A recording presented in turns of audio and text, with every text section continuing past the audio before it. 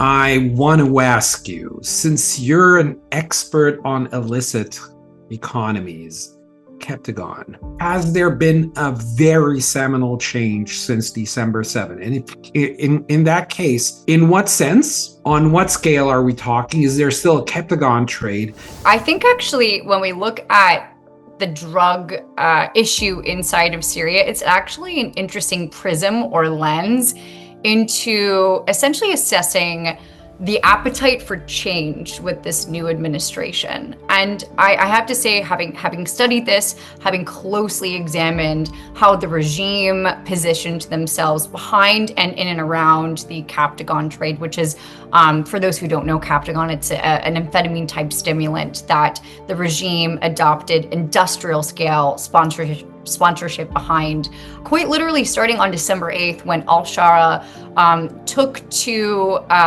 the Umayyad Mosque in Damascus and made this kind of pledge for counter-narcotics a key element of this new government, and said that he was seeking to purify Syria and essentially take off this reputation, this international reputation for drug production on an industrial scale. And since then, we've seen at least 5 large-scale lab busts in Syria, over 220 million pills seized by the new administration. And this, by the way, is night and day to what we saw before the fall of the Assad regime.